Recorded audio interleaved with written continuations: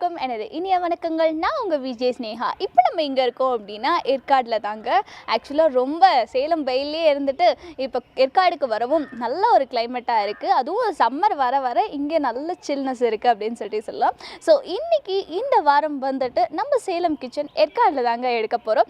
So Salem kitchen அப்படின்ற show வந்துட்டு ஏற்காடில் எங்கே சமைக்க போகிறோம், என்ன சமைக்க போகிறோம் அப்படிங்கிறது உங்களுக்கு மட்டும் இல்லை, எனக்கும் சஸ்பென்ஸாக தான் இருக்குது. ஸோ என்ன செஃப் சமைக்க போகிறாங்க அப்படிங்கிறத வந்துட்டு டெஃபினட்டாக நம்ம தெரிஞ்சுக்கலாம். ஸோ எங்கள் கூட நீங்களும் வாங்க, என்ன சமைக்கிறாங்க அப்படிங்கிறத பார்க்கலாம்.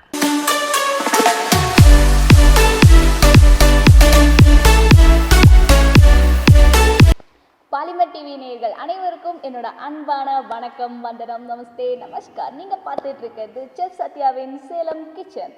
வாரம் செஃப் சத்யா சார் நம்மளுக்கு விதவிதமாக அழகழகாக அற்புதமாக நம்மளுக்கு வந்து சமைச்சு கொடுத்துக்கிட்டு இருக்காங்க. அந்த வகையில் இன்றைக்கி நம்ம சமைக்கிறதுக்காண்டி எங்கே வந்திருக்கோம் அப்படின்னு சொல்லிட்டு பார்த்தீங்கன்னா ஏற்காடில் தாங்க இருக்கோம். ஏற்காடில் எங்கே இருக்கோம் அப்படின்னு சொல்லி பார்த்தீங்கன்னா சேர்வராயர்ஸ் ஹோட்டலில் தான் இருக்கும். சேர்வராயர்ஸ் ஹோட்டல் அப்படின்றது கண்டிப்பாக அவங்க எல்லாருக்கும் தெரிஞ்சிருக்கும் அப்படின்னு சொல்லிட்டு நினைக்கிறேன். ஆக்சுவலாக சேலமில் ரொம்பவே வந்துட்டு அது ஏற்காடில் ஸ்பெசிஃபிக்காக சொல்லணும் அப்படின்னா ஒரு புகழ்பெற்ற ஹோட்டல்ஸ் அப்படின்னு சொல்லிட்டே சொல்லலாம். அது மட்டும் இல்லாமல் ஒரு பிராண்டடான ஹோட்டல்ஸ். இங்கே வந்துட்டு ஃபுட் மட்டும் இல்லை, உங்களுக்கு வந்துட்டு ரூம்ஸுமே வந்துட்டு ரொம்பவே சூப்பராக இருக்குது. ஸோ ஏற்காடு வந்தீங்க அப்படின்னா டெஃபினட்டாக நீங்கள் சேர்வராயர்ஸ் ஹோட்டலை தாண்டி தான் போயாகணும். கண்டிப்பாக இங்கே ஒரு விசிட்டை போடுங்க. அது மட்டும் இல்லாமல் இந்த நிகழ்ச்சியை நம்ம வழங்கிட்டு இருக்கிறது யார் அப்படின்னு சொல்லி பார்த்தீங்க அப்படின்னா சேலம் ஏஎம்ஆர் சுமங்கலி ஜுவல்லர்ஸ் தான். ஏஎம்ஆர் சுமங்கலி அப்படிங்கிறவங்க வந்துட்டு ஜுவல்லரியில் மட்டும் இல்லாமல் உங்களுக்கு வந்துட்டு பட்டுகள்லையுமே வந்துட்டு சிறந்தவங்க அப்படின்னு சொல்லிட்டு சொல்லலாம். தென் இது எல்லாத்தையும் தாண்டி ஜுவல்லரிஸில் வந்துட்டு பார்த்தீங்க அப்படின்னா அவங்க சூப்பரான ஆஃபர்ஸுமே இப்போ கொடுத்துக்கிட்டு இருக்காங்க. அதாவது நம்மளுக்கு ஆன்டிக் வெரைட்டிஸில் இருக்கக்கூடிய ஜுவல்ஸ்க்கே வந்து பார்த்தீங்க அப்படின்னா உங்களுக்கு 13 to உங்களுக்கு 20%, அது மட்டும் இல்லாமல் 9%லேயே வந்துட்டு உங்களுக்கு ஆன்டிக் ஜுவல்லரிஸ் எல்லாமே கொடுத்துக்கிட்டு இருக்காங்க.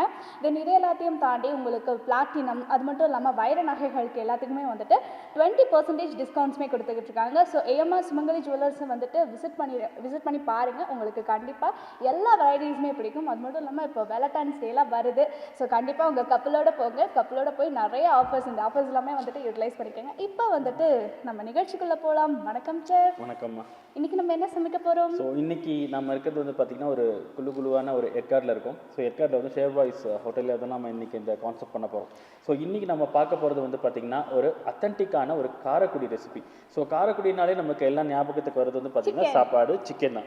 காரக்குடியில் சிக்கன் மட்டும் ஃபேமஸ் இல்லை, வெஜ்ஜும் ஃபேமஸ் தான். பட் ஸ்டில் காரக்குடினாலே எல்லோரும் சிக்கன் தான் ரொம்ப ஃபேமஸ் அப்படின்னு சொல்லுவாங்க. ஸோ இன்றைக்கி நம்ம பார்க்கக்கூடிய ரெசிபி ஒரு நல்ல காரக்குடி கோழி பெரட்டல் தான் பார்க்க போகிறோம். Wow, super. இந்த ஏற்காடு குளிருக்கு காரமாக சுள்ளுன்னு ஒரு கோழி பெரட்டல் ரைஸோடையாக இருக்கட்டும், இல்லை வெறும் கோழி பெரட்டல் சாப்பிட்டாலே எவ்வளோ சூப்பராக இருக்கும். ஸோ கண்டிப்பாக வந்துட்டு டேஸ்ட் பண்ணுறதுக்கு நான் ரெடியாக இருக்கேன் சார். கண்டிப்பாக நம்ம வந்து இன்றைக்கி அந்த காரக்குடினாலே டிஷ்ஷுனாலே எல்லாருக்கும் தெரிஞ்ச விஷயம் தான். நல்ல ஸ்பைசினஸ் இருக்கும். உங்களுக்கு வந்து பார்த்தீங்கன்னா காரம் இருக்கும், ஆனால் வந்து உங்களுக்கு அந்த காரம் ரொம்ப பிடிச்ச காரமாக இருக்கும். ரொம்ப பிடிக்காத காரமாக இருக்காது, பிடிச்ச காரமாக இருக்கும். ஸோ அந்த மாதிரி ஒரு நல்ல ஒரு பெரட்டல் பார்க்க போகிறோம். இந்த பெரட்டல் அப்படிங்கிறது ரைஸ்க்கு மட்டும் இல்லைங்க, ரொட்டி, சப்பாத்தி, இந்த மாதிரி எந்த விஷயத்துக்கு வேணும் தொட்டு சாப்பிடலாம். குழந்தைங்களுக்கு ரொம்ப ரொம்ப பிடிச்ச உணவு. இது செய்யறதுக்கு வந்து பார்த்தீங்கன்னா குறைஞ்சது ஒரு 10-15 நிமிஷம் இருந்தாலே போதுமான விஷயம். சூப்பர். ஆக்சுவலாக வந்துட்டு நம்ம சேலம் கிச்சனோட ஒரு ஹைலைட்டான விஷயம் என்னன்னு கேட்டிங்கன்னா, நம்ம வீட்டில் இருக்கக்கூடிய இன்க்ரீடியன்ஸ், அது மட்டும் இல்லாமல் எவ்வளோ குயிக்காக சமைக்கிறது அப்படிங்கிறத தான் நம்ம செஃப் நம்மளுக்கு சொல்லிட்டு இருக்காங்க. ஸோ வீட்டில் இருக்கக்கூடிய ஒரு சில ஐட்டம்ஸ், நம்ம சமையலுக்கு யூஸ் பண்ணக்கூடிய ஐட்டம்ஸை வச்சு உங்களுக்கு சூப்பரான டிஷ்ஷை வந்துட்டு நம்ம செஃப் செஞ்சு கொடுத்துக்கிட்டு இருக்காங்க. அந்த வகையில் இன்னைக்கு வந்துட்டு காரைக்குடி கோழி பெரட்டல் எப்படி செய்கிறாங்க அப்படிங்கிறதெல்லாம் பார்க்கலாம். ஸோ வெயிட் பண்ணி பார்ப்போம் எப்படியெல்லாம் செய்கிறாங்க அப்படிங்கிறது. கண்டிப்பாக இந்த காரைக்குடி கோழி பெரட்டல் செய்யறதுக்கு நம்ம எப்பயுமே யூஸ் பண்ணக்கூடிய நல்லெண்ணெய் முதல்ல யூஸ் பண்ணிக்கலாம். ஓகேங்களா? துருவிய தேங்காய் 100 கிராம், நறுக்கிய 2 பெரிய வெங்காயம், பழுத்த தக்காளி 3, காரமிளகாய் 10 கிராம், 10 முந்திரி, தனியா 10 கிராம், சீரகம் 10 கிராம், மஞ்சள் தூள் 1 டீஸ்பூன், சோம்பு 5 கிராம், இஞ்சி பூண்டு paste 50 gram, boneless chicken 1/2 kilo, பட்டை, லவங்கம், ஏலக்காய், அன்னாசிப்பூ, கல்பாசி 10 கிராம். செஃப், சமைக்க ஆரம்பிச்சிடலாங்களா? கண்டிப்பாம்மா. ஸோ இன்றைக்கி வந்து பார்த்திங்கன்னா நம்ம சொன்ன மாதிரி இந்த செட்டிநாடு சிக்கன் பெரட்டல், இதுக்கு வந்து பார்த்திங்கன்னா நம்ம எப்பயுமே வந்து பார்த்திங்கன்னா மசாலாவை வந்து நம்ம தான் கிரைண்ட் பண்ணுவோம். நம்ம வெளியிலேருந்து பவுடர்ஸ் வாங்க மாட்டோம். ஸோ அதுக்காக நம்ம இந்த செட்டிநாடுக்கு வந்து பார்த்திங்கன்னா மசாலாங்கிறது ரொம்ப ரொம்ப ஃபேமஸ்மா. ஸோ அந்த மசாலாவை வந்து பார்த்திங்கன்னா நம்மளே அரைச்சிக்கலாம். ஸோ இதுக்கு வந்து எண்ணெய் இல்லாமலே ப்ராயில் பண்ணலாம். இதுக்கு வந்து ப்ராயிலிங் அப்படின்னு சொல்லுவாங்க, எண்ணெய் இல்லாமலே மசாலா ரெடி பண்ணுறது. பட் நம்ம வந்து டேஸ்ட்டுக்காக கொஞ்சமாக ஒரு எண்ணெய் போட்டு, ஸோ இந்த இதில் வந்து பார்த்திங்கன்னா நம்ம வந்து இருக்கிற எல்லா மசாலாஸையும் போட்டுக்கலாம். இது என்னென்ன மசாலாஸ் நீங்கள் சொல்லுங்கள் பார்க்கலாம். பட்டை, லவங்கம், இது வந்து அன்னாசிப்பூ, கல்பாசி, ஏலக்காய். ஓகேங்களா? இது எல்லாமே நம்ம வந்து போட்டுக்கலாம். Okay, super. ஆக்சுவலாக வந்துட்டு நம்ம காரைக்குடியோட ஸ்பெஷலே இதாங்க, நம்ம வறுத்து அரைக்கிறது தான் வந்து காரைக்குடியோட சூப்பர் ஸ்பெஷல். ஸோ இது வந்து பார்த்தீங்கன்னா 2 நிமிஷம் வணங்கினா போதும். ஸோ இது கூட வந்து நம்ம சோம்பு போட்டுக்கலாம். ஓகே செஃப், ஒரு சின்ன டவுட்டு. இப்போ ஏன் நம்ம எல்லா இப்போ வந்து ப்ரிப்பேர் பண்ணுறதுக்கும் நல்லெண்ணெயை யூஸ் பண்ணுறோம்? நிறைய வீட்டில் ரீஃபண்ட் ஆயில்ஸ் தானே யூஸ் பண்ணிட்டு இருக்காங்க. ரீஃபண்ட் ஆயில் யூஸ் பண்ணக்கூடாதுன்னு இல்லை, நல்லெண்ணெய் ரீஃபண்ட் ஆயிலை கம்பேர் பண்ணும்போது நல்லெண்ணெயோட ஹெல்த் பெனிஃபிட்ஸ் ரொம்ப அதிகம். இன்னொன்று நல்லெண்ணெயில் ஒரு வாசனை கிடைக்கும். ஸோ அந்த வாசனையோடு சாப்பிடும்போது பார்த்தீங்கன்னா ரொம்ப நல்லாயிருக்கும். எஸ்பெஷலி செட்டிநாடு சிக்கன் செட்டிநாடுனாலே வந்து பார்த்தீங்கன்னா நல்லெண்ணெய் யூஸ் பண்ணி பண்ணும்போது அந்த எண்ணெய் ததும்ப சாப்பிடும்போது உங்களுக்கு வயிற்றுக்கு எந்த பிரச்சனையும் வராது. ரீஃபண்ட் ஆயிலை விட நல்லெண்ணெய் சாப்பிடும்போது உங்களுக்கு வயிற்றுக்கு எந்த விதமான பிரச்சனையும் வராது. ஸோ இப்போ நம்ம சீரகம் சோம்பு போட்டிருக்கோம், கொஞ்சமாக வந்து மல்லி விதை, சூப்பர். அதுக்கப்புறம் காரத்துக்கு ஒரு 3 மிளகாய். Okay okay chef. ஆக்சுவலாக வந்துட்டு செஃப் சொல்கிற மாதிரியே இல்லாமல் இப்போ எங்கள் வீட்டில் நான் எதுக்கு உங்ககிட்ட கேட்டேன்னா, நிறைய வீடுகளில் ரீஃபண்ட் ஆயில்ஸ் தான் யூஸ் பண்ணிக்கிட்டு இருக்காங்க. ஸோ இந்த ஒரு டிஷ்ஷுக்கு நான் ரீஃபண்ட் ஆயில் யூஸ் பண்ணலாமா அப்படின்றதுக்கோசரம் தான். இல்லை, ரீஃபண்ட் ஆயில் யூஸ் பண்ணக்கூடாதுன்னு இல்லை, நல்லெண்ணெய் யூஸ் பண்ண ரொம்ப நல்லாயிருக்கும். இன்கேஸ் எனக்கு நல்லெண்ணெய் வந்து ரொம்ப காஸ்ட்லியாக இருக்குது, என்னால் வாங்க முடியாது அப்படின்னா தாராளமாக நீங்கள் ரீஃபண்ட் ஆயில் யூஸ் பண்ணிக்கலாம். ஓகே, இப்போ நீங்கள் நிகழ்ச்சி பார்த்துட்டு இருக்கீங்க அப்படின்னா டெஃபினட்டாக தெரிஞ்சிருக்கோம் அப்படின்னு சொல்லி நினைக்கிறேன். நீங்கள் நல்லெண்ணெயே தான் யூஸ் பண்ணணும் அப்படின்லாம் இல்லை, நம்மக்கிட்ட இருக்கிறத வச்சு சமைக்கிறது தான் நம்ம இந்த சேலம் கிச்சனோட ஒரு ஸ்பெஷல். ஆனால் வந்து மறந்துன்னு கூட நெய் யூஸ் பண்ணிடாதீங்க. ஓகே, நெய் வந்து அந்த ஃப்ளேவர் நல்லா எடுத்து கொடுக்கும். ஸோ அதனால் உங்களுக்கு வந்து இந்த கிரேவிலேயோ இந்த பரட்டலையோ வந்து பார்த்தீங்கன்னா நெய்யோட வாசனை தான் வருமே தவிர உங்களுக்கு அந்த சிக்கனோட ஃப்ளேவர்ஸ்லாம் கிடையாது. ஸோ இது அப்படியே வறுத்துக்கிட்டு இருக்கட்டும். நம்ம ஆஸ் யூஸ்வலாக என்ன பண்ணுவோம்னா, இந்த சிக்கனை வந்து நம்ம யூஸ் பண்ணுறதுக்கு முன்னாடி மேரினேட் பண்ணுவோம். ஞாபகம் இருக்குங்களா? Very good. ஸோ கொஞ்சமாக இது வந்து பார்த்தீங்கன்னா 1/2 கிலோ சிக்கனு. ஸோ இதில் லைட்டாக மஞ்சத்தூள் ஆட் பண்ணி நான் வந்து மேரினேட் பண்ணி வச்சுக்கிறேன். அந்த மசாலா வந்து அது ஒரு பக்கம் வறுத்துக்கிட்டு இருக்கட்டும். ஓகே, இப்போ அந்த மேரினேஷன் எதுக்கு அப்படின்றது லாஸ்ட்டாக வந்து நம்ம சிக்கன் ஸ்பைசி லாலிபாப் எஸ் அப்போ வந்து எதுக்காக வந்து நம்ம செஞ்சோம் அப்படின்லாம் சொல்லியிருந்தோம். எந்த ஒரு மீட்டாக இருந்தாலும் அதை நீங்கள் மேரினேட் பண்ணி சமைக்கிறீங்க அப்படின்னும் போது உங்களுக்கு அதில் இருக்கக்கூடிய பாக்டீரியாஸ்லாம் அழியும். ஸோ டெஃபினட்டாக வந்துட்டு நீங்கள் மீட் சமைக்கும் போது அதை மேரினேட் பண்ணிவிட்டு ஒரு 10 நிமிஷம் கழித்து சமைங்க. கரெக்டாக? கண்டிப்பாக. ஓகே, ஸோ இது கொஞ்சம் நல்லா வணங்கட்டும். சரிங்களா? இது வணங்கிறதுக்கு ஒரு 2 நிமிஷம் ஆகும். நம்ம எப்பயுமே வந்து லோ ஃப்ளேமில் வணங்குறோம். இது ஹை ஃப்ளேமில் வணங்கணும் அப்படின்னா இது கருகிடும். ஸோ இதில் இருக்கக்கூடிய ஒரு இன்க்ரீடியன்ட் கருகிச்சினாலுமே கூட மொத்த கிரேவிலையுமே அந்த ஸ்மெல் போயிடும். ஸோ அதனால் வந்து பார்த்திங்கன்னா இப்போ நீங்கள் ஒன்றும் இல்லை, இப்போ சாம்பார் நிறைய பேர் வந்து பார்த்திங்கன்னா கருக விட்டுருவாங்க. ஸோ அதில் என்ன தான் நீங்கள் அட்ஜஸ்ட் பண்ணி என்ன பண்ணாலும் சரி, ஆனால் அந்த கருகின ஸ்மெல் வர தான் செய்யும். நீங்கள் வந்து ஒரு 10 லிட்டர் சாம்பார் செய்கிறீங்க அப்படின்னாலும் நீங்கள் போடக்கூடிய அந்த கடுகு ஏதாவது கருகுச்சுன்னா அந்த 10 லிட்டர் சாம்பாருமே அவுட் ஆகும். அது வெஜ்ஜுக்கு மட்டும் இல்லை, நான்வெஜ்ஜுக்கும் அதுதான் அப்ளிகபிள். ஸோ நீங்கள் ஏதாவது ஒரு சின்ன இது தானே, இது கருகுனா என்ன ஆகிட போகுது அப்படின்னு நினைக்க வேண்டாம். ஒரு சின்னதாக ஒரு கருகல் வாசனை தான் அந்த மொத்த ப்ராடக்ட்டுமே ஸ்பாயில் பண்ணிடும். ஓகே ஓகே செஃப், நான் கொஞ்சம் தேறிட்டேன்னு நினைக்கிறேன். கரெக்டாக? கரெக்ட். ஆமாம், 4 எபிசோட் வந்து நம்ம பார்த்துட்டு இருக்கோம் இல்லையா? நம்ம சேலம் கிச்சனில் 4 எபிசோடில் செஃப் பக்கத்தில் நின்று நானும் வந்துட்டு பேசிகிட்டு இருக்கேன். அவர் எப்படிலாம் சமைக்கிறாரு அப்படிங்கிறத உங்கள் கூட சேர்ந்து நானும் பார்த்துக்கிட்டு இருக்கேன். அப்படின்றதுனால கொஞ்சம் நானும் தேறிட்டேன் அப்படின்னு சொல்லிட்டு சொல்லலாம். வீட்லேயும் அதே மாதிரி தான் செஃப், நான் வந்து நல்லா குக் பண்ணவும் ஆரம்பிச்சிட்டேன் செஃப். அப்படிங்களா? சூப்பர். ஸோ இதில் வந்து பார்த்தீங்கன்னா நிறைய பேருக்கு தெரியாத ஒரு விஷயம், இது நல்லா வறுப்பட்டுச்சு அப்படின்னா புகை வந்ததுக்கு அப்புறம் தான் அது வறுப்பட்டுச்சுன்னு அப்படி கிடையவே கிடையாது. இந்த மசாலாவோட வாசனை வரும்போது இது போதும். புகை வர அளவுக்கு வறுத்துட்டீங்க அப்படின்னா ஓவர் குக் ஆகும். ஸோ அந்த அளவுக்கு வறுக்காம இப்போ உங்களுக்கு மசாலா வரும் ஸ்மெல் வருதா? கண்டிப்பாக ஸ்மெல் வருது. அப்போது இதில் இருக்கிறது எல்லாமே வறுத்தாச்சுன்னு அர்த்தம்.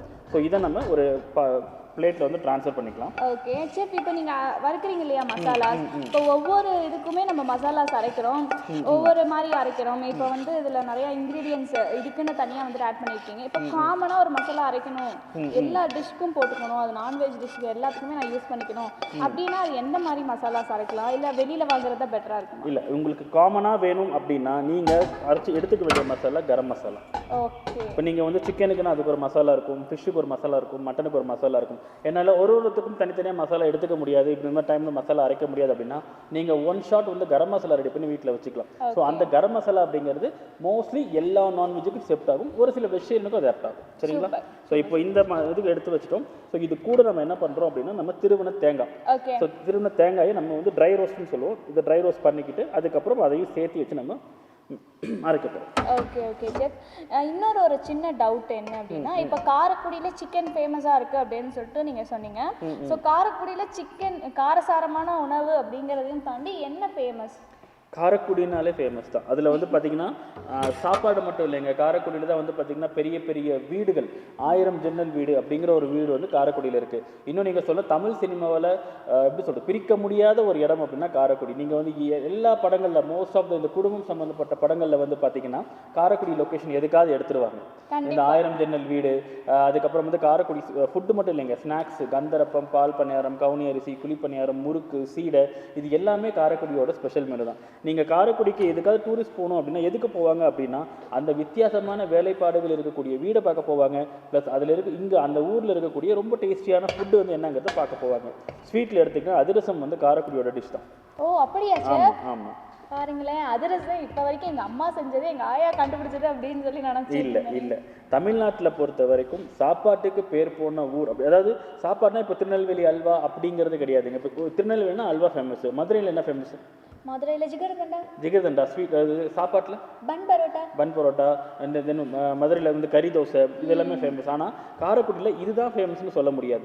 அங்கே செய்கிற ஒரு விஷயமே வந்து பார்த்தீங்கன்னா தமிழ்நாட்டு மக்களால் ரொம்ப விருப்பப்படக்கூடிய ஒரு விஷயம். Okay okay. ஆக்சுவலாக வந்துட்டு நம்ம ஃபுட் அப்படின்னாலே ஃபஸ்ட்டு ப்ரியாரிட்டி கொடுக்கறது காரைக்குடி அப்படின்னு சொல்ல வரீங்க, கரெக்டாக? கண்டிப்பாக.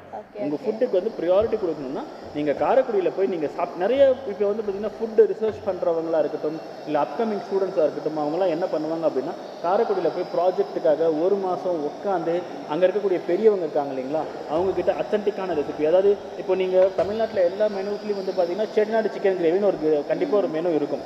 அந்த செட்டிநாடு சிக்கன் கிரேவி ஒருத்தரும் ஒரு மாதிரி குக் பண்ணுவாங்க. பட் ஆக்சுவல் ரெசிபி தான் காரைக்குடியில் போய் தேடி பிடிச்சி அங்கே இருக்கக்கூடிய பாட்டிமாரிங்களுக்கு கேட்டு அவங்கக்கிட்ட கேட்டு சொல்லுவாங்க செட்டிநாடு சிக்கனுக்கு என்ன மாதிரி ரெசிபி செய்யணும் அப்படின்னு நீங்கள் சொன்னீங்கன்னா அதை நீங்கள் நோட்ஸ் எடுத்துகிட்டு வந்து அதை மெனுவில் இம்ப்ளிமெண்ட் பண்ணுறவங்களும் நிறைய பேர் இருக்காங்க. Wow, super super chef. ஆக்சுவலாக வந்துட்டு காரைக்குடி எந்த அளவுக்கு இவ்வளோ விஷயம் வந்துட்டு காரைக்குடியை பற்றி வந்து சொல்கிறீங்க. கண்டிப்பாக வந்து இவ்வளோலாம் டிக்ஷனரியிலே போட்டிருக்க மாட்டாங்கன்னு நினைக்கிறேன். இப்போ வந்து பார்த்தீங்கன்னா தேங்காய் நல்ல பொன்னிறமாக வறுத்துருச்சு. தேங்காய் வறுக்கிறன்ற பேரில் கருக விட்டுறக்கூடாது. Okay okay okay. ஸோ இதையும் நம்ம மாற்றிக்கலாம். இப்போ ஃபுட்டுன்னா காரைக்குடி மட்டும்தான் ஃபேமஸ், வேறு ஊர்லாம் எதுவும் இல்லையா? வேறு ஊர்னு என்ன கேட்குறீங்க? இப்போ நம்ம சேலம் இருக்கு, நம்ம சேலத்தை பற்றியே கொஞ்சம் சொல்லலாம். நீங்கள் காரைக்குடியை பற்றியே சொல்லிட்டு இருக்கீங்க. இல்லை, நம்ம பண்ணுறது இன்னைக்கு காரைக்குடி மெனுங்கிறதால நான் காரைக்குடி பற்றி சொல்கிறேன். அதுக்காக நம்ம சேலம்லேயும் வந்துட்டு மொக்க டிஷ்லாம் இல்லை, நல்ல டிஷ், அதுவும் நம்ம செஃப் சமைக்கிற டிஷ்ஷில் இன்னும் நல்லாவே இருக்கும். கரெக்டாச்சு? கண்டிப்பாக. ஸோ இப்போ வந்து நம்ம அரைச்சி வச்சுருக்க மசாலா ப்ளஸ் வந்து இந்த வறுத்து வச்சுருக்க தேங்காய் இது ரெண்டுமே வந்து பார்த்திங்கன்னா ஆற வச்சு நம்ம வந்து பவுடர் பண்ணி எடுத்துக்கலாம். சரிங்களா? இது ஒரு பக்கம் இருக்கட்டும். இப்போது நம்ம வந்து அந்த மசாலா நம்ம அரைச்சி வரட்டும். ஸோ அதுக்குள்ளே நம்ம வந்து சிக்கனை ரெடி பண்ணிக்கலாம். ஸோ எப்பயுமே போல் நம்ம யூஸ் பண்ணக்கூடிய நல்லெண்ணெய். ஸோ காரைக்குடி ரெசிபிக்கு வந்து பார்த்திங்கன்னா எண்ணெய் வந்து நம்ம கொஞ்சம் தாராளமாக ஆட் பண்ணுற மாதிரி இருக்கும். அது வந்து ரோகன் அப்படின்னு சொல்லுவாங்க. அதாவது ரோகன் அப்படின்னா என்னென்னா நம்ம பண்ணக்கூடிய ப்ராடக்ட்டுக்கு மேலே வந்து அந்த எண்ணெய் நல்லா தழும்பி நிற்கும் பார்த்தீங்களா, அதுக்கு பேர் தான் ரோகன் சொல்லுவாங்க. அந்த ரோகன் அப்படிங்கிற ஒரு கிரேவி பண்ணும்போது கண்டிப்பாக நம்ம வந்து இப்போ எண்ணெய் அதிகமாக இருக்கும். இப்போ நீங்கள் வந்து நீங்கள் முன்ன கேட்ட மாதிரி ரீஃபண்டாக எல்லாம் பண்ணோம்னா கண்டிப்பாக அது வயிற்றுக்கு நமக்கு வந்து ஒரு மாதிரி ஹெவினஸாக இருக்கும். ஸோ நல்லெண்ணெயில் பண்ணும்போது கண்டிப்பாக அந்த ஃபீல் இருக்காது. ஸோ இப்போ எண்ணெய் சூடாகட்டும். சரி, நானும் கொஞ்சம் பேசிக்கிறேன். என்னென்னா இப்போ நல்லெண்ணெயில் பண்ணுறது மூலமாக நம்மளுக்கு கொலஸ்ட்ராலும் அவ்வளோவா ஏறாது அப்படின்னு சொல்கிறாங்க இல்லையா, அது உண்மையிலேயே ஃபேக்டா? கண்டிப்பாக. அதாவது கொலஸ்ட்ரால் ஏறாதுன்னு சொல்கிறத விட உங்களுக்கு குட் கொலஸ்ட்ரால் உங்களுக்கு வந்து இன்னும் க்ரியேட் ஆகும். நம்ம கொலஸ்ட்ரால் வந்து பார்த்தீங்கன்னா குட் அண்ட் பேடுன்னு இருக்குது. ஸோ அந்த குட் கொலஸ்ட்ரால் உங்களுக்கு நல்ல வேணும் அப்படின்னா நீங்கள் இந்த மாதிரி ரெகுலராக நல்லெண்ணெய் யூஸ் பண்ணுறது, அதே மாதிரி நீங்கள் உங்களுடைய ஃபுட்டில் மட்டும் கிடையாது, நீங்கள் மார்னிங்லேருந்து ஈவினிங் வரைக்கும் கூடிய எல்லா ரொட்டீன்லேயும் வந்து பார்த்திங்கன்னா நம்ம உடம்புக்கு எது நல்லதோ அந்த மாதிரி விஷயங்கள் நம்ம எடுத்துக்கிட்டோம் அப்படின்னா உங்களுக்கு இது வந்து ஒரு சப்போர்ட்டிவாக இருக்கும். அதனால் நான் நல்லெண்ணெய் யூஸ் பண்ணி குக் பண்ணால் எனக்கு உடம்புல எந்த விதமான இன்ஃபெக்ஷனோ இல்லை டிசீஸோ வராது அப்படி கிடையாது.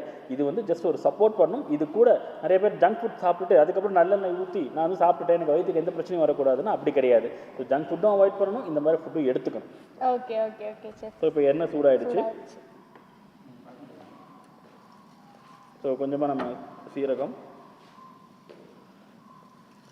சோம்பு, கொஞ்சமாக மல்லிவேலம். இதில் வந்து கடுகு சீரகம் போடணும் அப்படிங்கிறது அவசியம் கிடையாது, ஆப்ஷன் தான். வந்து நான்வெஜ்ஜுக்கு கடுகு அவ்வளவா யார் வீட்லயுமே வந்துட்டு யூஸ் பண்ண மாட்டேங்கிறாங்க. அது ஏன் அந்த மாதிரி யூஸ் பண்ண மாட்டேங்கிறாங்க? ஒரு டைம் நான் தெரியாம யூஸ் பண்ணிட்டேன். நான்வெஜ்ஜுக்கு போய் யாராவது கடுகு யூஸ் பண்ணுவாங்களா அப்படின்னு சொல்லிட்டு எங்க வீட்டில் ஒரு கான்வர்சேஷன் போச்சு. ஏன் மற்ற டிஷ்ஷுக்கெல்லாம் யூஸ் பண்றோம், கடுகு ஏன் பர்டிகுலராக நான்வெஜ்ஜுக்கு யூஸ் பண்ணக்கூடாது? ஏன்னா வந்து இப்போ நான்வெஜ்ஜுக்கு பொறுத்த வரைக்கும் நமக்கு ட்ரை சில்லி, நான்வெஜ்ஜை பொறுத்த வரைக்கும் நமக்கு மசாலாவோட ஃப்ளேவர் நல்லா வேணும். மசாலா ப்ராடக்ட் பொறுத்த வரைக்கும் நம்ம கடுகு சீரகம் ஆட் பண்ண தேவையில்லை. அதாவது கண்டிப்பாக ஆட் பண்ணவே கூடாது அப்படிலாம் ஒன்றுமே கிடையாதுங்க. நம்ம தாளிப்புக்கும் மசாலாவை யூஸ் பண்ணோம்னா நம்ம செய்கிற சாப்பாடு இன்னும் கொஞ்சம் அது நல்லா ஃப்ளேவர் எடுத்து கொடுக்கும் அப்படிங்கிறதுக்காக தான் கடுகு செய்கிறதுக்கு பதிலாக இந்த சோம்பு, மிளகு இந்த மாதிரி விஷயங்கள் ஆட் பண்ணுறோம். ஓகே. ஸோ அது கொஞ்சம் இப்போ கொஞ்சம் எண்ணெயோட நல்லா வணங்கட்டும். ஓகே. நான் லோ ஃப்ளேமில் வச்சு குக் பண்ண சொன்னேன், அதுக்காக இவ்வளோ லோ ஃப்ளேமில் உங்களுக்கு வைக்க சொல்லலை நான். செஃப் அப்புறம் நீங்க கருகிடக்கூடாதுன்னு சொல்லியிருக்கீங்கல்ல. கருகக்கூடாதுமா, ஆனால் அதுக்காக வந்து அது அது அட்லீஸ்ட் வேகணும் இல்லையா? செஃப் மிளகா வறுபட்டுருச்சுன்னு நினைக்கிறேன், கலர்லாம் சேஞ்ச் ஆகுது. பரவாயில்லையே, சமையல் கற்றுக்கிட்டீங்க போல. ஆமாம் செஃப். அப்புறம் உங்க கூட 4 வாரமாக சமைச்சிட்டு இது கூட தெரியலன்னா எப்படி? எங்க வீட்லயே என்ன பாராட்டுறாங்கன்னா பாருங்களேன். அப்படிங்களா? நல்ல விஷயம். அதுக்காக எங்கள் வீட்லலாம் பாராட்டணும், அப்போ செஃப் கூட சேர்ந்து நாங்களும் சமைக்கணுமா அப்படின்னு சொல்லிட்டு கேட்காதீங்க. செஃப் சமைக்கிறது நீங்கள் பார்த்து சமைச்சிங்கனாலே போதும். செஃப் கருக போகுது. ஒன்றும் இல்லைங்க. இப்போ வெங்காயம் நான் வந்து எடுத்துருக்கிறது பார்த்தீங்கன்னா 2 பெரிய வெங்காயம் நல்லா சாப் பண்ணி எடுத்துருக்கோம். ஸோ வெங்காயம் வந்து என்ன ஆகும், நல்லா வணங்கணும். வெங்காயம் வணங்கணும்னா என்ன சொல்லியிருக்கேன் இன்னைக்கு ஞாபகம் இருக்கா உங்களுக்கு?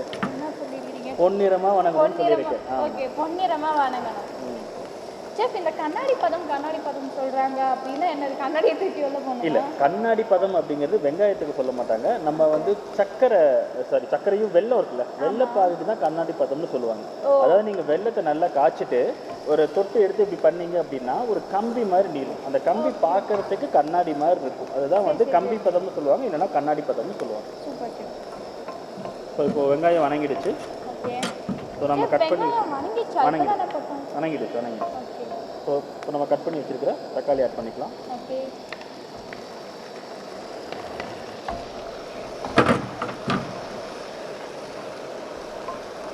நம்ம என்னதான் வெஜ் சமைச்சாலும் நான்வெஜ் சமைக்கிறது அப்படிங்கிறது ரொம்பவே ஈஸியான ஒர்க் அப்படின்னு சொல்லி கண்டிப்பாக. ஏன்னா வெஜிடேரியனில் தான் நமக்கு நிறைய வேலை எடுக்கும்.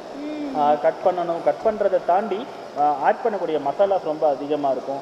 இல்லைனா ஏதாவது ஒன்று அரைச்சி ஊற்றுற மாதிரி இருக்கும், இல்லைனா ஏதாவது ரொம்ப வந்து பேஸ்ட் பண்ணி போடுற மாதிரி இருக்கும். ஸோ நான்வெஜ்ஜில் அப்படி கிடையாது. நீங்கள் பார்த்தீங்கன்னா இருக்கிறத அப்படியே எடுத்து போட்டுட்டு நம்ம வந்து குக் பண்ணி இறக்குனா அது நான்வெஜ்ஜை பொறுத்த வரைக்கும் வேகிற டைம் மட்டும்தான் உங்களுக்கு டைம், மற்றபடி எதுவும். ஒரு நல்ல விஷயம் என்னன்னு கேளுங்களேன், காலையில் நாங்கள் சிக்கன் கிரேவி வச்சோம் அப்படின்னா மத்தியானம் லஞ்சுக்கு, நைட்டுக்கு தோசைக்கு எல்லாத்துக்குமே அதே சிக்கன் கிரேவி ஒரே வேலையாக முடிஞ்சிடும். யூஸ் பண்ணிக்கலாம். உங்களுக்கு டேஸ்ட் வந்து மாறவே மாறாது. ஆனால் வெஜிடேரியன் நீங்கள் குக் பண்ணும்போது நீங்கள் காலையில் வச்ச வெஜிடேரியன் நீங்கள் மத்தியானம் சாப்பிட்டீங்க அப்படின்னா உங்களுக்கு மைல்டாக ஒரு டேஸ்ட் வேரியேஷன் கண்டிப்பாக தெரியும்.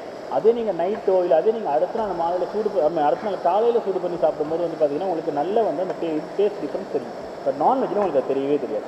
Okay super. ஸோ இப்போ தக்காளி வெங்காயம் நல்லா வணங்கட்டும். சரி, இன்னொரு சின்ன கொஸ்டின் உங்ககிட்ட கேட்கவா? கிச்சனை வந்து எப்படி நீட்டாக வச்சுக்கலாம்? அதாவது கிச்சனை பொறுத்த வரைக்கும் வந்து பார்த்தீங்கன்னா ஒரு வீட்டை வந்து ஒருத்தர் எப்படி பராமரிக்கிறாங்க அப்படின்னு வேறு எந்த ரூமுக்கு போய் தெரிஞ்சுக்கணுங்கிற அவசியம் இல்லைங்க. முதல்ல நீங்கள் கிச்சனுக்குள்ளே போனாலே அந்த வீட்டாளுங்க அந்த வீட்டை எப்படி பராமரிக்கிறாங்க அப்படின்னு தெரிஞ்சிடும். ஏன்னா ஒரு வீட்டில் டெய்லி புழங்குற இடம், இப்போ நீங்கள் ஒரு நாள் பெட்ரூமில் போய் தூங்காமல் ஹாலில் தூங்கலாம், லிவிங் ஏரியாவில் தூங்கலாம். ஒரு நாள் நீங்கள் வந்து பூஜை ரூமுக்குள்ளே போகாமல் நீங்கள் சாமி கும்பிடாமல் இருக்க முடியும். ஒரு நாள் ஃபுல்லாக நீங்கள் லிவிங் ஏரியா இல்லாமல் இருக்க முடியும். ஆனால் என்றைக்குமே ஒரு நாள் பூரா கிச்சனுக்குள்ளே போகாமல் ஒரு குடும்பம் ஒரு வாழ்க்கையை நடத்தவே முடியாது. ஸோ நம்ம டெய்லியும் வந்து புழங்குற இடம், ஒரு நாளைக்கு நிறைய டைம் ஸ்பெண்ட் பண்ணுற இடம் வந்து பார்த்திங்கன்னா கிச்சன். ஸோ நீங்கள் கிச்சனை எந்த அளவுக்கு க்ளீனாக வச்சுக்கிறீங்களோ அந்தளவுக்கு நீங்கள் மற்ற ரூம்ஸையும் க்ளீனாக வச்சுப்பீங்க. அந்த மொத்த வீட்டையும் நீங்கள் ஒழுங்காக மெயின்டைன் பண்ணுவீங்க. அப்படிங்கிறதுக்கான ஒரு நல்ல எக்ஸாம்பிளாக இருக்கணும்னா நீங்கள் உங்கள் வீட்டு கிச்சனை போய் பார்க்கணும். ஆமாம், உங்கள் வீட்டு கிச்சன் எப்படி இருக்குது? எங்கள் வீட்டு கிச்சன் நான் தான் க்ளீன் பண்ணுறேன். அப்போ எவ்வளோ நீட்டாக இருக்குன்னு யோசிச்சு பாருங்க. கண்டிப்பாக நீட்டாக இருக்காது. இல்லை செஃப், என்னால் முடிஞ்ச வரைக்கும் நான் நீட்டாக வச்சுப்பேன். பட் குக்கிங்கில் தான் நிறையா சொதப்புவேன்.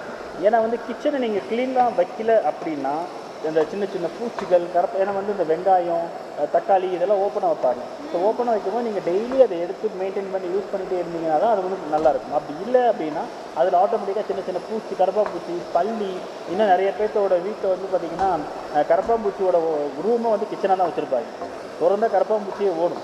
ஸோ அந்த மாதிரி எதுவும் இல்லாமல் நீங்கள் கிச்சனை ரொம்ப நீட்டாக வச்சுக்கணும். ஸோ இப்போ வெங்காயம் தக்காளி வணங்கிடுச்சு. இப்போ நம்ம வந்து இஞ்சி பூண்டு பேஸ்ட் ஆட் பண்ணிக்கலாம். நான் கேட்ட கொஸ்டினே வேற செஃப், நீங்க மறக்காம வேற பதில் சொல்லிட்டு இருக்கீங்க. கரெக்ட்டா உங்க கொஸ்டின் கேளுங்க சொல்றேன். கிச்சனை எப்படி வந்து க்ளீனா வச்சுக்கிறதுன்னு க்ளீனா வச்சுக்கிறது அப்படின்னா முதல்ல வந்து ஆர்கனைஸ்டா வச்சுக்கணுமா. ஆர்கனைஸ்டா இருந்தாலே கிச்சன் உங்களுக்கு பாதி க்ளீன் ஆகிடும். ஆர்கனைஸ்ட்னா என்ன அப்படின்னா இந்த பொருள் இந்த இடத்துல தான் இருக்கணும் அப்படிங்கிறத நம்ம ரெகுலராக மெயின்டைன் பண்ணணும். இப்போ ஒரு பவுலில் வந்து இந்த இடத்துல ஆயில் இருக்குது அப்படின்னா நீங்கள் குக் பண்ணதுக்கு அப்புறமும் அந்த ஆயிலை திருப்பி அதே இடத்துக்கு தான் போகணும்.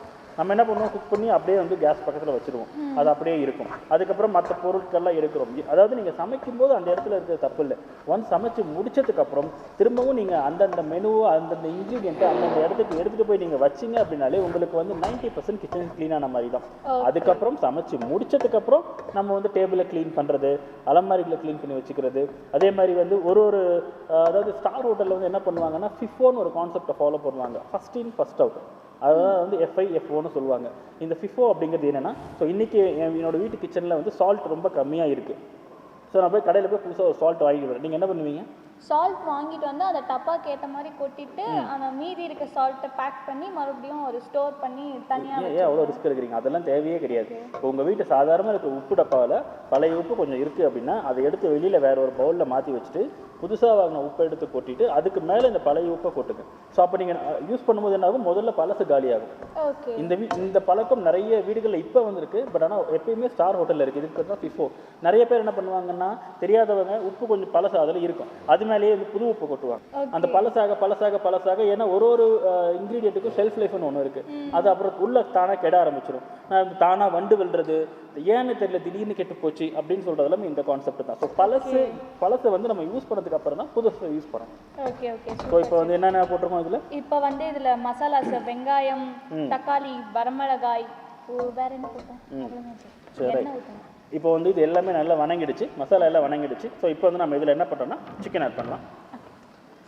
ஸோ சிக்கன் நம்ம ஆல்ரெடி மேரினேட் பண்ணி வச்சுருக்கோம். ஆக்சுவலாக வந்துட்டு நீங்கள் நம்ம சேலம் கிச்சன் பார்த்து குக்கிங் கற்றுக்குறீங்களோ இல்லையோ, குக் பண்ணுற இடத்தையும் எப்படியெல்லாம் வந்துட்டு குக் பண்ணால் நல்லாயிருக்கும், சம்திங் கிச்சன் டிப்ஸாக இருக்கட்டும், எப்படி வந்து கிச்சனை வச்சுக்கிறது, இது எல்லாத்தையுமே வந்துட்டு நம்மளுக்கு 1 by 1 செஃப் சொல்லி கொடுத்துட்ருக்காங்க. ஸோ உண்மையிலேயே உங்களுக்கு யூஸ்ஃபுல்லாக இருக்கும் அப்படின்னு சொல்லிட்டு நினைக்கிறேன். யூடியூப் சேனலில் நம்ம பாலிமர் டிவி அப்படின்னு சொல்லிட்டு யூடியூப் சேனலில் நீங்கள் வந்து நம்ம சேலம் கிச்சன் அப்படின்ற ப்ரோக்ராம் பார்த்துட்ருக்கீங்க அப்படின்னா டெஃபினட்டாக நீங்கள் இந்த டிஷ்ஷஸ்லாம் பண்ணிங்களா, ப்ளஸ் இதை பற்றியான உங்களுடைய கருத்துக்கள் என்னவோ அதை மறக்காமல் சொல்லிடுங்க. அப்படி லாஸ்ட் வீக் நீங்கள் ஒன்று சொன்னீங்க, ஞாபகம் இருக்கா? என்னன்னா, இப்போ யூடியூப் பார்த்துட்டு நம்ம பார்த்துட்டு இருக்கக்கூடிய நேர்கள் என்ன டிஷ் கேட்டாலும் சமைச்சு கொடுப்பேன் அப்படின்னு சொல்லி நீங்கள் சொல்லியிருக்கீங்க. அது இதாக இந்த மிளகாப்பொடி போட்டதுக்கு அப்புறம் பேசுவோம். ஓகே, மிளகாப்பொடி அப்புறம் கொஞ்சமாக மஞ்சள். ஆல்ரெடி நம்ம சிக்கனை மஞ்சளில் மேரினேட் பண்ணாலும் கொஞ்சமாக மஞ்சள் ஆட் பண்ணால் போதும். நல்ல ஒரு ஃப்ளேவர் கிடைக்குது சிக்கன் போட்டது. ஸோ இந்த சிக்கன் வந்து போன்லெஸ் சிக்கனாக இருந்தால் ரொம்ப ரொம்ப நல்லது. ஓகே, இப்போ நம்ம எடுத்துருக்கிறது வந்து போன்லெஸ் சிக்கன் தான். தென் நீங்களும் வந்து போன்லெஸ் சிக்கன்லேயே ட்ரை பண்ணுங்கள், ரொம்ப நல்லாயிருக்கும். இல்லை போனோட இருக்க சிக்கனாக இருந்தாலும் தப்பு இல்லை, கரெக்டாக. ஆமாம், ஏன்னா இது வந்து குழந்தைங்க சாப்பிட்றது அப்படின்னு நம்ம சொல்லிட்டோம். இப்போ குழந்தைங்களுக்கு போன் இருந்தால் செட் ஆகாது. ஸோ அதனால் போன்லெஸ் சிக்கன். ஸோ இப்போ சிக்கன் வந்து பார்த்திங்கன்னா நல்லா மிக்ஸ் பண்ணியிருக்கோம். ஸோ இது வந்து அந்த இஞ்சி பூண்டு பேஸ்ட்டு, தக்காளி, வெங்காயம், இது எல்லாமே வந்து பார்த்திங்கன்னா சிக்கனோட நல்லா வந்து மேஷ் ஆகும். ஸோ இப்போது நாம் ஏற்கனவே மசாலா பண்ணி வச்சுருந்தோம் இல்லையா, கிரைண்ட் பண்ணி வச்சுருந்தோம் இல்லையா, ஐ மீன் வறுத்து வச்சுருந்தோம் இல்லையா, அதை வந்து இதில் கொஞ்சம் கொஞ்சமாக ஆட் பண்ணிக்கிறோம். ஸோ இது வந்து பார்த்திங்கன்னா 1/2 கிலோ சிக்கனுக்கு ஒரு 150 கிராம் பவுடர் இருந்தால் போதும், நம்ம வச்சுருக்க மசாலா பவுடர். சரிங்களா? ஆக்சுவலாக எவ்வளோ மெஷர்மெண்ட்ஸ், அதாவது வந்துட்டு இந்த இன்க்ரீடியன்ஸ்க்கான மெஷர்மெண்ட்ஸ்லாம் நம்ம ஸ்டார்டிங்லேயே சொல்லியிருந்தோம். ஸோ அந்த மெஷர்மெண்ட்ஸ் யூஸ் பண்ணி வந்துட்டு நீங்கள் குக் பண்ணுங்கள்.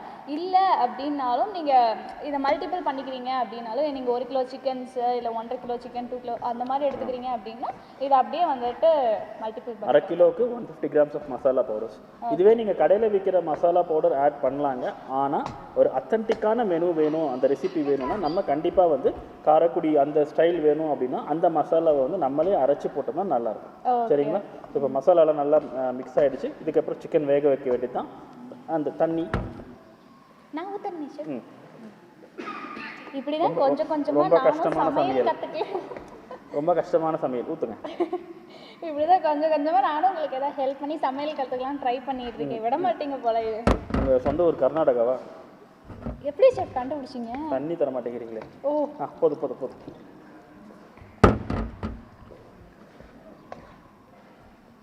ஸோ சிக்கன் வந்து நல்லா அந்த மிக்ஸ் ஆகிருக்கு.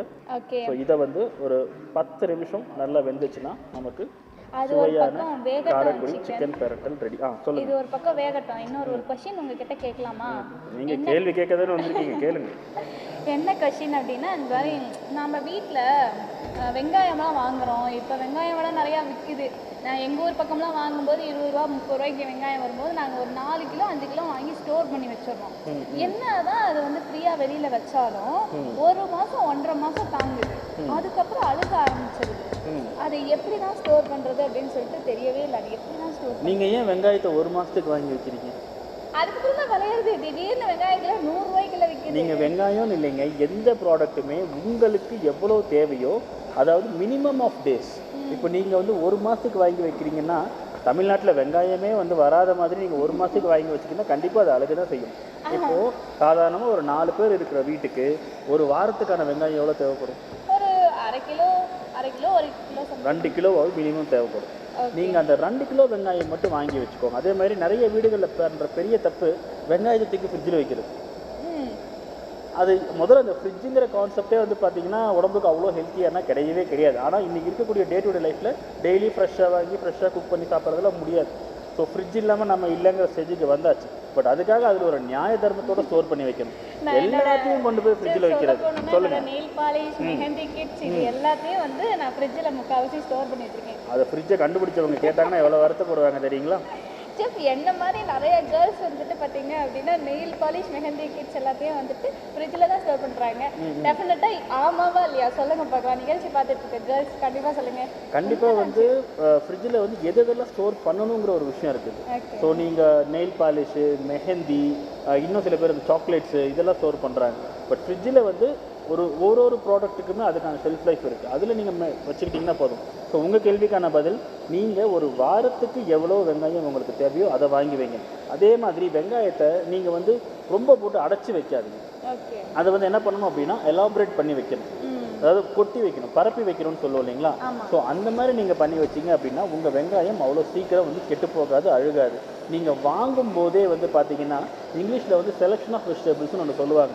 ஒரு காய்கறியை எப்படி வாங்குறது அப்படிங்கிற ஒரு விஷயம் இருக்குது. ஸோ நீங்கள் வெங்காயம் வாங்கும் போதே அது எந்த அளவுக்கு ஃப்ரெஷ்ஷாக இருக்குது அப்படிங்கிறத செக் பண்ணி வாங்கிட்டீங்கன்னா கண்டிப்பாக ஒரு வெங்காயம் நீங்கள் நல்லா ஸ்ப்ரெட் பண்ணி வச்சிங்கன்னா ஒரு வாரத்துக்கு அது உங்களுக்கு எந்த பிரச்சனையும் பண்ணாது. நீங்கள் வைக்க தெரியாமல் போயிட்டு ஒரு சின்ன ஒரு பாத்திரத்தில் போட்டு கொட்டி வச்சு அடைச்சி காத்தோட்டம் இல்லாமல் வச்சுருந்தீங்கன்னா கண்டிப்பாக வெங்காயம் 2 நாள் இல்லை 3 நாள் அழுகிடும். சரி, ஓகே செஃப். ஃப்ரிட்ஜில் என்ன மாதிரியான திங்ஸ் எல்லாம் ஸ்டோர் பண்ணலாம்? இப்போ நம்ம மெஹந்தி வைக்கக்கூடாது, நெயில் பாலிஷ் வைக்கக்கூடாதுன்னு சொல்லிட்டீங்க. இல்லை, வைக்கக்கூடாதுன்னு எதுவுமே கிடையாதுமா. ஆக்சுவலி ஃப்ரிட்ஜில் வந்து அப்படி வைக்கக்கூடாதுன்னு முடிவு பண்ணால் நீங்கள் டெய்லி வைக்கிற தோசை மாவு கூட வைக்கக்கூடாது. அதாவது இந்த தோசை மாவில் பற்றி ஒரு விஷயம் இருக்குது. என்னென்னா, இப்போ இன்றைக்கி நான் மாவு அரைக்கிறேன் அப்படின்னா அடுத்த நாள் காலையில் தோசை சுடலாம், இட்லி சுடலாம், இட்லி அவிக்கலாம். அடுத்த நாள் நைட்டு வந்து அது இட்லி அவிக்கலாம். ஸோ 2வது நாள் அது தோசை சுடலாம். ஒரு மாவு அரைச்சி வச்சோம் அப்படின்னா அந்த மாவு கூட 2 நாளைக்கு மேலே ஃப்ரிட்ஜில் வந்து வைக்கவே கூடாது. இதுதான் உண்மை, சரிங்களா? ஆனால் நம்ம என்ன பண்ணுறோம், ஞாயிற்றுக்கிழமை நைட்டு அரைச்சி வச்சுருவீங்க, அது அடுத்த வாரம் ஞாயிற்றுக்கிழமை நைட்டு வரைக்கும் அதை எடுத்து சுட்டு இட்லி வர வரைக்கும் இட்லி செய்வோம். தோசை அதாவது பரவாயில்ல, இட்லியும் தோசையும் வரலன்னா நம்ம மக்கள் இன்னொன்று செய்கிறாங்க தெரியுங்களா? நம்ம தமிழ்நாட்டு பெண்கள் பனையாரம் செய்வாங்க. அப்போது அந்த மாவு மட்டும் என்ன பண்ணும், எவ்வளோ நாளைக்கு அது டேஸ்ட்டு கொடுக்கும். ஸோ ஒரு குறிப்பிட்ட டைம் டேஸ்ட்டு கொடுக்கும். அதுக்கப்புறம் அது என்ன ஆகிடுது, நமக்கு ஆட்டோமேட்டிக்காக ஃபுட் பாய்சன் ஆகும், புளிச்சு போகும், ஃபுட் பாய்சன் ஆகும். அதே மாதிரி தாங்க ஒரு வெஜிடபிள்ஸுமே அதே மாதிரி. நிறைய பேர் என்ன நினைக்கிறாங்க, பிளாஸ்டிக் கவரில் போட்டு ஏர் டைட் பண்ணி வச்சோம்னா எந்த கெடுதலும் ஆகாது. அப்படிலாம் கிடையவே கிடையாது. ஒரு வெஜிடபிள், அது க்ரீன் லீஃபாக இருக்கட்டும் இல்லை வெஜிடபிளாக இருக்கட்டும், அதோடைய தன்மையிலேருந்து வெளியில் வருது அப்படின்னா, இப்போ வந்து மல்லி கொடியிலேருந்து மல்லி நம்ம இலையை தனியாக பிரிக்க ஆரம்பிச்சிட்டோம். எப்போ நம்ம பிரிக்கிறோமோ அதுலேருந்து அதோடைய வளர்ச்சி ஏறுமா இறங்குமா? இறங்க தான் செய்யும். ஸோ அப்போ நீங்கள் என்ன தான் வந்து ஃப்ரிட்ஜில் பார்த்து வச்சாலும் அது டே பை டே என்னாகும், இறங்க தான் செய்யும். நம்ம வீடுகளில் நிறைய பேர் வீடுகளில் ஃப்ரிட்ஜை பார்த்தீங்க அப்படின்னா, எஸ்பெஷலி இந்த கொத்தமல்லியை பார்த்தீங்கன்னு வச்சுக்கோங்களேன், அப்படியே நம்ம வயசாகி தொங்கி போன மாதிரி இப்படி கிடக்கும். வாங்கும்போது நல்லா ஃப்ரெஷ்ஷாக இருக்கும், அது நாளாக தொங்கி போன மாதிரி இருக்கும். அதையும் என்ன பண்ணுவாங்க, கட் பண்ணி சமையலுக்கு ஆட் பண்ணுவாங்க. அது ஆல்ரெடி எக்ஸ்பயர்டு, அது ஆல்ரெடி அழுகிற ஸ்டேஜுக்கு வந்துருச்சு. ஸோ அதையும் நீங்கள் சமையல் ஆட் பண்ணும்போது உங்களுக்கு கண்டிப்பாக டேஸ்ட் வராது, அதோட ஃப்ளேவர்ஸும் வராது, அதோட ஹெல்த் பெனிஃபிட்ஸும் கண்டிப்பாக போய் ரீச் ஆகாது. ஓகே நீங்கள் பார்த்துக்கிட்டு இருக்கீங்க, நிகழ்ச்சி பார்த்துட்டு இருக்க ஒவ்வொருத்தருக்குமே இப்போ செஃப் சொன்ன நிறைய டிப்ஸ் உங்கள் எல்லாருக்குமே யூஸ்ஃபுல்லாக இருக்கும் அப்படின்னு சொல்லிட்டு நினைக்கிறேன். ஸோ கண்டிப்பாக செஃப், சிக்கன் ஆல்மோஸ்ட் ரெடி ஆகிடுச்சா? இன்னும் 2 நிமிஷம். ஓகே, சொன்ன மாதிரி 10 நிமிஷத்துலேயே ரெடி பண்ணிட்டீங்க செஃப், வேறு லெவல். நம்மளுக்கு செஃப் சொல்லி கொடுத்தாங்க. டெஃபினட்டாக நீங்கள் வீட்லேயுமே ட்ரை பண்ணி பாருங்கள். ரொம்ப ரொம்ப ஈஸியாக, ரொம்ப சிம்பிளாக பேச்சுலர்ஸ் கூட வந்துட்டு சமைக்கலாம். நம்ம வாரம் வாரம் செய்யக்கூடிய எல்லா டிஷ்ஷஸுமே வந்துட்டு பார்த்தீங்க அப்படின்னா வீட்டில் அம்மா தான் செஞ்சு கொடுக்கணும், இல்லை வீட்டில் இருக்க லேடிஸ் தான் செஞ்சு கொடுக்கணும் அப்படின்லாம் கிடையவே கிடையாது. வீட்டில் இருக்க மென்ஸுமே ஒரு நாள் லேடிஸ்க்கு லீவ் விட்டுட்டு நீங்கள் செஞ்சு கொடுக்கலாம். ஏன்னா உங்களுக்கு ஏற்ற மாதிரி ரொம்பவே சிம்பிளான டிஷ்ஷஸ் தான் நம்ம செஃப் வந்துட்டு சொல்லி கொடுத்துட்ருக்காரு. அப்படிங்கிறதுனால கண்டிப்பாக இதெல்லாம் ஃபாலோ பண்ணி கண்டிப்பாக ட்ரை பண்ணி பாருங்கள். செஃப் இப்போ சிக்கன் ஆல்மோஸ்ட் எல்லாம் ரெடி ஆயிடுச்சுன்னு நினைக்கிறேன். கண்டிப்பாக. ஸோ இது வந்து 99% ஃபினிஷ் ஆகிடுச்சு. ஸோ இதோட இன்னொரு வேலை என்னென்னா இது வெந்துருச்சான்னு செக் பண்ணிவிட்டு அதுக்கப்புறம் நீங்கள் பிளேட்டிங் பண்ண வேண்டியது தான். ஓகே பண்ணிடலாம். தென் டெஃபினட்டாக இந்த ஒரு டிஷ்ஷை வந்துட்டு மறக்காமல் ட்ரை பண்ணி பாருங்கள். ரொம்ப ஈஸி அண்ட் சிம்பிளாக வந்துட்டு நம்மளுக்காக செஃப் வந்துட்டு ரெடி பண்ணி கொடுத்துட்ருக்காங்க.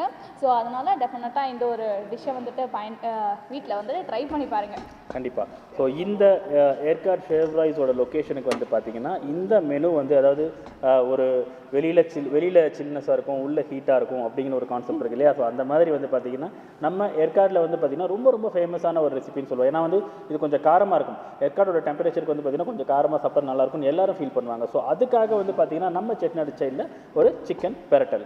சூப்பர் செஃப், நீங்கள் எப்போ கொடுப்பீங்கன்னு ஆவலாக எதிர்பார்த்து. அவ்வளோதான்மா, எல்லாமே ரெடி ஆகிடுச்சு. ஸோ அவ்வளோதான், பிளேட்டிங் பண்ண வேண்டியது தான். ஓகே. ஆக்சுவலாக இது வந்து ஸ்டார்டிங்கில் அந்த மசாலா வறுத்தாங்கல்ல, அப்போ இருந்தே எப்படா செஃப் சமைச்சு முடிப்பார் நம்ம சாப்பிட்லாம் அப்படின்னு சொல்லிட்டு வெயிட் பண்ணிகிட்டே இருக்கேன்.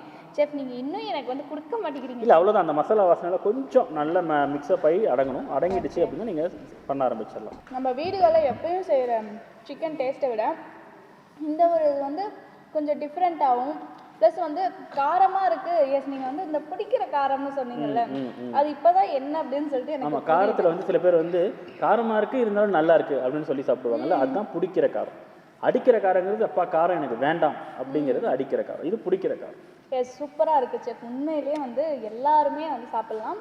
குழந்தைகளுக்கு உண்மையிலேயே விரும்பி சாப்பிடுவாங்க. காரமாக இருந்தாலும் காரமாக இருக்குன்னு குழந்தைங்களாம் துப்பலாம் மாட்டாங்க, உண்மையிலேயே விரும்பி சாப்பிடுவாங்க. அந்த அளவுக்கு வந்து ரொம்பவே சூப்பராக இருக்குது. கண்டிப்பாக ட்ரை பண்ணி பாருங்கள். ஒரு மஸ்ட்டு ட்ரை டிஷ்.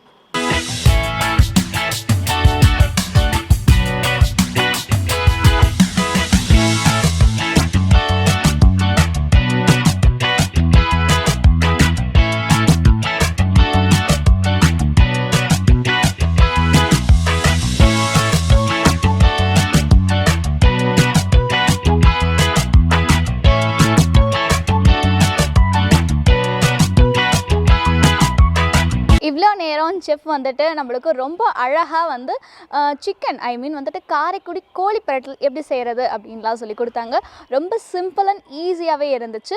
எனக்கே வந்துட்டு ஈஸியாக இருக்குது அப்படின்னா உங்களுக்கு எந்த அளவுக்கு ஈஸியாக இருக்கும் அப்படிங்கிறத யோசிச்சு பாருங்கள். ரொம்ப ரொம்ப சூப்பரான ஒரு டிஷ் அப்படின்னு சொல்லிட்டே சொல்லலாம். இதை தொடர்ந்து வாரம் வாரம் உங்களுக்கு வந்துட்டு அற்புதமான நிறைய டிஷ்ஷஸ் வந்துட்டு நம்ம செஃப் சத்யா சார் நம்மளுக்காக வந்துட்டு செஞ்சு கொடுத்துக்கிட்டே வராங்க. அது மட்டும் இல்லாமல் பாலிமர் டிவியில் வந்துட்டு பார்த்தீங்க அப்படின்னா ஞாயிறு தோறும் மதியம் 12:30 மணிக்கு வந்துட்டு செஃப் சத்யாவின் சேலம் கிச்சன் நிகழ்ச்சியை கண்டிப்பாக பாருங்கள். ஸோ ஆல்மோஸ்ட் இந்த நிகழ்ச்சியானது நிறைவுக்கு வந்தாச்சு. நானும் கிளம்ப வேண்டிய நேரம் வந்தாச்சு. தென் நம்மளுக்கு இந்த இடத்துல வந்துட்டு குக் பண்ணுறதுக்கு பிளேஸ் கொடுத்து நம்மளை அழகாக ரிசீவ் பண்ண நம்ம சேவ் ராய்ஸ் ஹோட்டலுக்கு ஒரு மிகப்பெரிய தேங்க்ஸ் சொல்லிடலாம். சேவ் ராய்ஸ் ஹோட்டல் அப்படின்னாலே கண்டிப்பாக அவங்க எல்லாருக்கும் தெரியும். இவங்க வந்துட்டு இன்ஸ்டியூட்டும் வச்சு நடத்துகிறாங்க.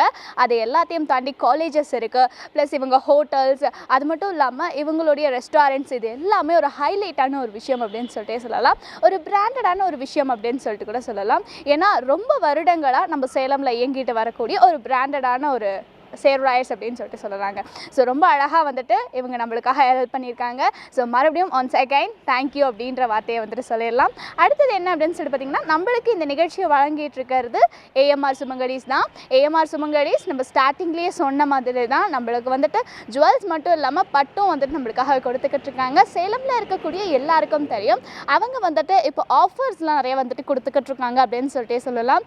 அதாவது வந்துட்டு உங்களுக்கு வேலண்டைன்ஸ் டே ஆஃபர் அப்படின்னு சொல்லிட்டு சொல்லலாம். நம்ம சுமங்கலீஸில் வந்துட்டு பார்த்திங்க அப்படின்னா நிறைய ஆஃபர்ஸ், அப்பப்போ அப்கமிங்ஸ் நிறைய ஆஃபர்ஸ்லாம் கொடுத்துக்கிட்டே வராங்க. அந்த வகையில் இப்போ வந்துட்டு ஆன்டிக் ஜுவல்லரிஸ்க்கு வந்துட்டு பார்த்திங்க அப்படின்னா 9 to 13% வந்துட்டு உங்களுக்கு வேஸ்டேஜ் போடுறாங்க. இவ்வளோ கம்மியாக ஆன்டிக் ஜுவல்லரிஸ்க்கு வேறு எங்கேயுமே வேஸ்டேஜ் போட மாட்டாங்க. நம்ம ஏஎம்ஆர் சுமங்கலீஸில் தான் வந்துட்டு போட்டு கொடுத்துட்ருக்காங்க. இது எல்லாத்தையும் தாண்டி உங்களுக்கு வந்துட்டு டைமண்ட்ஸ் பிளாட்டினம்ஸ்க்கு வந்துட்டு பார்த்திங்க அப்படின்னா 20% டிஸ்கவுண்ட்ஸுமே வந்துட்டு பண்ணி கொடுத்துக்கிட்டு இருக்காங்க. ஸோ கண்டிப்பாக ஏஎம்ஆர் சுமங்கலி சேலமில் இருக்குது, விசிட் பண்ண மறந்துடாதீங்க. சேலமில் எங்கே இருக்குது அப்படிங்கிறது மிகப்பெரிய கொஷின் மார்க் இல்லையா? சேலமில் உங்களுக்கு ஓல்ட் பஸ் ஸ்டாண்டில் இருந்து நியூ பஸ் ஸ்டாண்ட் போகக்கூடிய வழி, அதாவது ஓமலூர் மெயின் ரோட் 4 ரோட்ஸில் தான் லொக்கேட் ஆகிருக்கு. தென் உங்களுக்கு வந்துட்டு பார்த்திங்கன்னா குகையிலையுமே லொக்கேட் ஆகிருக்கு. கண்டிப்பாக வந்துட்டு விசிட் பண்ணி பாருங்கள். ஸோ அவ்வளோதான், இந்த நிகழ்ச்சி முடிஞ்சிருச்சு. நானும் கிளம்ப வேண்டிய நேரம் வந்தாச்சு. நெக்ஸ்ட் ஒரு ஷோவில் நான் உங்களை வந்துட்டு பார்க்குறேன். அது வரைக்கும் உங்களிடமிருந்து விடைபெறுவது உங்கள் விஜய் ஸ்னேகா. நன்றி, வணக்கம்.